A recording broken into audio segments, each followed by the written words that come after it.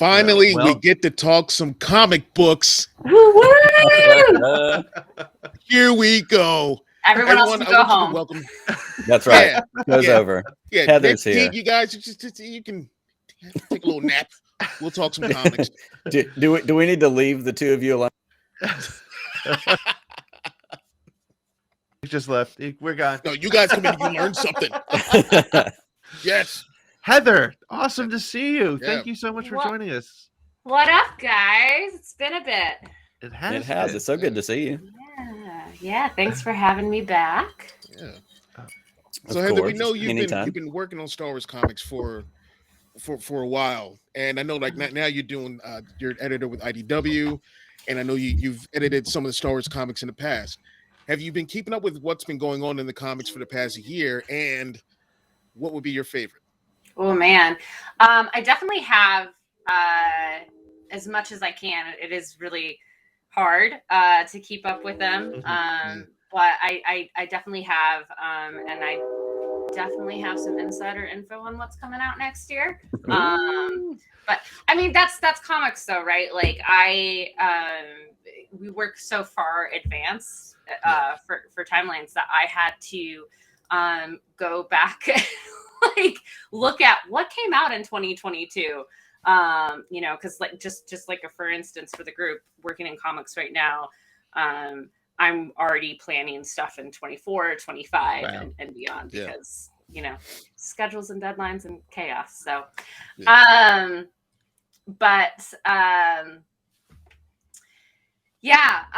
this year, gosh, I mean, there's been so many great things. The kickoff of Phase 2 of High Republic has been huge. Revelations #1 to tease what's coming this coming year in 2023 is incredible.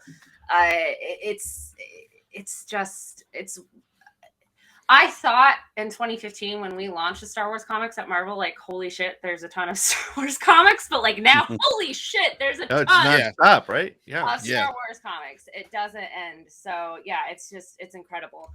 Like just last week alone, there were 5 releases. Yeah. 2 High Republic books, Dr. Aphra, Yoda, and I'm missing something. It's another one I'm missing. But yeah, there were 5 books. It was insane. I love all the content that we're getting. Without spoiling, what's coming. What from this year has like got a hold on you? Would it be like the Hidden Empire stuff with the Crimson Dawn trilogy or Ethan Stacks Bounty Hunters? What Charles Soule and what they're letting him get away with, really, with Crimson Dawn and Kira and just all of that is just it's been so special and so incredible. And I mean, Charles has been writing for Star Wars, gosh, for 7 years or so now, and you can really tell the amount of trust that they have with him. The stuff that he's allowed to get away with that other writers might not be able to as much. That's been really great. Alyssa Wong and what they're doing with Dr. Aphra, and continuing just like these really cool romance triangles and heist stories and just drama. It's like reality television almost. Sometimes. Yeah. It's been super fun. And then also on the all ages front, what Dark Horse has launched with hyperspace stories is really interesting and really, really cool. And I'm very curious to see that continue to play out. I was lucky enough to have Amanda Dibert on my show a couple of weeks ago, and she's just she wrote the first one, and I think she had one that just came out in December, right? I think so. Yeah. Jedi Stories. Yeah, had another one come out. See, that honestly is as close as I get to comics. Is I interview the writers of the comics, and then I go and I buy their comics. But I do, I did, Heather. I think I did actually tag you in. The person who's reading comics in my house is my son, and he's the one that's making sure that I'm seeing things. And he goes to the comic book store for Pokemon, but then he's like, oh, there's Star Wars stuff over there. Let's get some of that. I'm like, all right. So, Chris, I will get there. I promise you. One day. Sure. Empty promises. Hey, well, let's do this as a way to kind of help even bring up some of this. Pete, you had a comics poll as well. Yes. Pull that in, and then maybe Chris, you and Heather kind of tag in on those ones that we had people vote on. Here's what people said. I mean, obviously, everyone has the best taste here. Well, it was funny when I saw Afra win, and you were out coming on the show. It's like, how many times? How many accounts do you have, Heather, to make sure that Afra won? Hey, I only retweeted this once. So. She only opened 17 different accounts to pad those votes. But, she had to pass Vader. So you had to make sure you got there. That's right. Go ahead, Chris. Let's talk about that is what's most important. So. This run of comics specifically is an era that I've been looking forward to be covered, since I was a child. Mm-hmm. Anything between 5 and 6, that was unexplored territory. Each one of those books, Afra, Star Wars, Bounty Hunters, Vader, have been spectacular. If you're a fan of the prequels and you're a fan of the sequels, if you're just a fan of Star Wars, Greg Pak has got you covered with Darth Vader, because he hits every, within this one era, he hits every era there is. What is it? I think it was issue 28 where you have that Sabe issue, right? As working with Palpatine, holy cow. I mean, he's such in my opinion, such an underrated writer.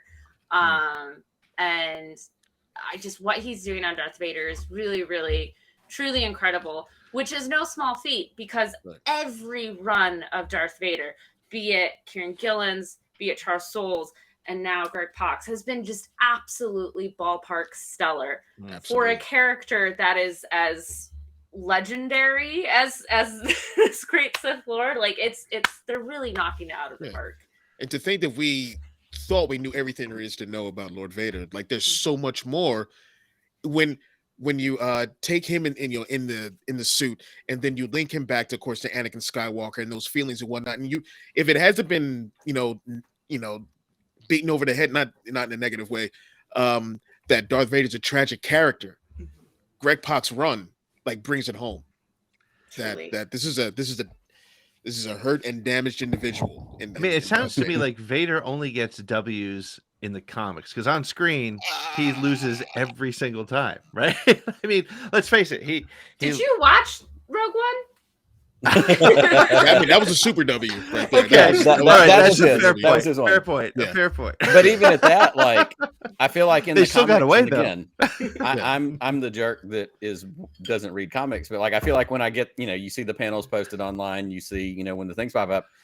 Even more in the comics is when we get him being completely dressed down by Palpatine, when we see him getting, completely it builds. And I think the thing that I love about it, even if I don't read them, but I know, is that it builds that inner turmoil that we know Anakin has. It builds that, I was supposed to be number 2. I was supposed to help. I joined his team because he was going to give me things, and I'm the errand boy, and I'm the guy that still gets my hand smacked. Well, and I would also dare to argue too, as much as people want to say the prequels were, the Vader's story, they weren't. None of the Star Wars movies really have been Vader's story. The prequels, in my opinion, would be it's about the fall of the Jedi, really. Right. And the classic saga, the original saga, is Luke's story, Luke's heroic journey. So we're gonna see him not at his best. But that's why we have great stories Vader's Down. And these awesome, Greg Pak stories that he's doing right now is truly, and gosh, can we talk about those covers by Raza on that run? Just some of the best comic cover art of ever, point blank period. Yeah. So many of those I want framed on my wall. Every single one. Every single one. Yeah. If we can take it from Vader to something that doesn't have the fate of the galaxy in its hands, and it's just a fun Star Wars run, and that's Ethan Sachs' Bounty Hunters. Yeah. Right now, he's Valance is still in the story, and he's working for Vader reluctantly, but you have Tonga's team of Zuckuss, 4LOM, and Bosk. These are characters who they've given so much to. Like they've given so much more character to, and I do not see them as villains. I can't see Bosk as a villain. Sorry, Dan, I can't see Bosk as a villain anymore. And also we get Tasu Leech, and I love that they're throwing that thread to the sequel trilogy era. We're learning more about Conjure Club. So what he's doing, I think is spectacular. And what are your thoughts on his run? I will say Bounty Hunter is definitely the one I am furthest behind on.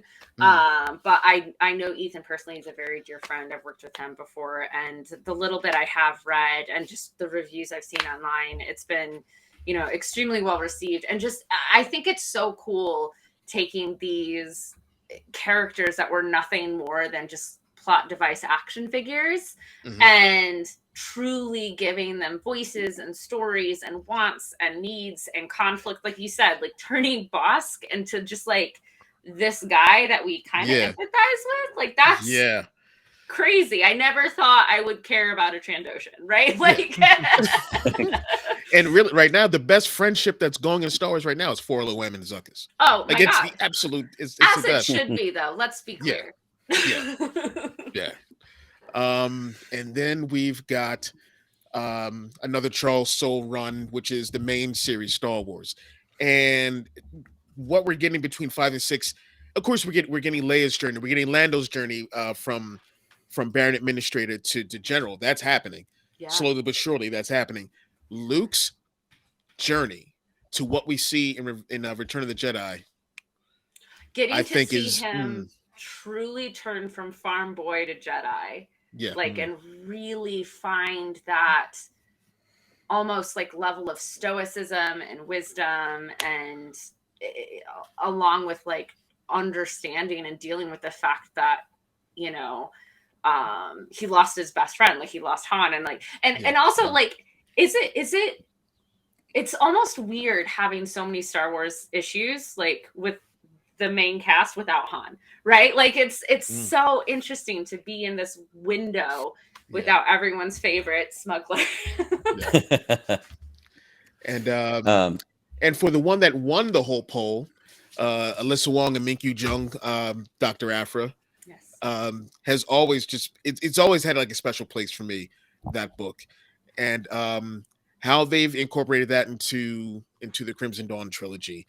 And what we're seeing with and I love that with her love of archaeology, we're getting so many looks into different eras of Star Wars and these different sects within like for Force users and for an anti-Force group in the Ascendancy or the Ascendant, and them taking technology to mimic Force powers and whatnot, sort of like kind of like what the Mandalorians did to a degree. I think it's incredible, and this run with her and BT and 000, my two favorite droids. Oh, 000. And Sana Staros is is in there like front and center, and I'm loving that she's getting her own comic in another month or so. What are your thoughts on that run? Oh my gosh, as for any who don't know me on this, like Dr. Aphra is very very near and dear to my heart. And of all the characters that I was most nervous to depart from when I left Marvel, it was Dr. Aphra. It was Chelly. I mean, literally, I named my dog Chelly. And gosh, what Alyssa has done it's a very different Dr. Aphra than what we had, but it's still the same Dr. Aphra. Like Alyssa very much understands the flavor of the character, but has added just this level of whimsy and fun and almost like this nonchalantness that I think is just really cool. And just like the fact that Sana Staros gets to be such a main character. And like you said, that she's getting her own book. When that got announced, oh my God, I think I screamed like just about fucking damn time. She's so badass. Like a lot of people keep, when will Dr. Aphra get her own show? When will she appear in the live shows? I agree. But I think Sana too. Like when we need Sana Staros in the live action shows, like right now. Like, oh my gosh, give me more Magna Tolden. Again, I've always been fascinated with the characters that the normal people. How do we survive in this universe where there's magic space wizards running about? Right. And like our Dr. Chelly Lona Afra could not care less. She is so over it. She's like, I got you. Like, that's not a problem. And I beat Darth Vader. This is fine. Right. She's so much fun. And the fact that this series is still such a fan favorite, it's going so strong. It's getting an omnibus. Alyssa's getting an omnibus of their run that's coming out in March. Like, just, it's so incredible. And then showing no signs of stopping, and give me another line-wide crossover, like Vader Down style, but with the Ascendants and Dr. Afra, and I need it. Give it to me now. Absolutely. Well, in a world of live action, like Disney is bringing stuff, and our fingers are crossed just to read Dr. Afra. What I love about Dr. Afra is she's appealing to everybody. My son loves her, and I think it's because she's just a cool character. She's different. I love her because she's very Indiana Jonesy, and I think that's really cool. Amoral Indiana Jones. Yeah. yeah. Right. So, Heather, there's a question real quick. An omnibus is a collection of everything printed. So you have your trades, which are 1 through 6, and an omnibus will be 1 through 25. Yeah. And there's another question. I'm going to pull it up because Framey asked this in the chat. They said, a question for Chris and Heather: do collected comics ever get released? Neither of us are on the comic train. It sometimes feels like we're missing out on some great stories. Yes. They're what we call trades. Yep. Or omnibuses. I definitely, if you're newer, I definitely recommend starting with trades, or just going online if you're an online, Comixology or Kindle Readle. But they have trades, which are usually 5 to 6 issues. And then you have your omnibuses, which are like your 25 to 30 issue collections, but those usually run like $100, $150. So that's definitely for the committed fan. Framey, the trades are what I get to read. Yeah, the trades are usually what I get my son, because that way he can get a whole bunch of them at once. You can binge them. You can. It's like reading a book. Well, and I think honestly, low key that was a question pointed at me and Pete as the ones who don't read comic books. Like, hey nerds, suck it up, go get some trades and get caught up with everybody else. See, I can't tell you how much you guys are missing out. I believe it. Next time I come on, there's going to be a quiz. So fair enough. Fair enough. 2 things on that. One is support your local shop, right? And that's super important. We have a local shop here in my town that's my son, like I said, goes in for Pokemon, walks out with a handful of comic books. But the question I was getting at, Heather, is if you could cast Dr. Afra, and I refuse. You're not going to do it? Oh, she's not going to do it. I don't know. Look, and here's the thing. I get asked it all the time. Who would I cast for Dr. Afra or Gwenpool? Another character that I'm very closely associated with, and it's personal preference. Like, people can throw their fan casting at me, but like for me, what I love about Star Wars and what I love about really classic Star Wars is the unknowns, right? Like when Daisy Ridley, when John Boyega, when all of these guys were, Mark Hamill, when these guys were cast in these roles, no one knew who they were. And that helped with the fantasy, that helped with, the believability of all of that. And, I really, and just for me, just for the level of like, I don't want to set myself up to be disappointed. Sure. But if I had to, gun to my head, just solely because this movie was the greatest film of the year, Stephanie Sue from Everything Everywhere All at Once. Oh yeah, that's a good one. Yep. If I had to, I think she would be incredible. But I really like. I want it to be Dr. Afra. I want Dr. Afra cast as Dr. Afra. Yeah. That's awesome. So, without spoiling things, because I know that you get to see stuff that's well in advance. What are you looking forward to without spoiling anything? Because I know Disney snipers all around us. They don't want us to or anything. From the series that have been announced, what are you looking forward to? Son of Staros, hands down. Son of Staros. Yep. I just like I have to, when they announced that book and it wasn't like coming out the next month, I was like, why are you playing with my feelings? Don't mess with me. Yeah. Truly, that is the one. Give it to me now. she's so badass and no nonsense, and I just want more stories of her kicking Han's ass and putting him in his place. That's all I want. Yeah. Totally legitimate. Awesome. Yeah. No. Well, Heather, thank you so much for coming and hanging out with us and giving us some insight. And I promise when we have you on next, I will have been caught up on not all of them. I can't do that. I can't do that. But maybe I should. If we do a comic book show, I'm just gonna have my son on it, and he's gonna talk about it, and I'm just gonna sit there and go, he's much smarter than me on this stuff. But if you read nothing else, okay, yes. What's the one thing we have to read? If you read nothing else, I would say read the first year of Star Wars and Vader up to Vader's down, and read that. Awesome. And if you don't get past that, then you have no taste in Star Wars. But at least you would have tried. Totally fair. Totally fair. Love it. Am I wrong? No, not at all. No. Well, that's awesome. Right. Well, Heather, thank you so much. We will definitely have you on again. And last time we talked to you was when Chrysanthemum showed up on screen, live action. Who knows who we'll see next, but we definitely want to have you on again sometime soon. Thank you so much for hanging out with us. Have a happy new year, and thanks for coming.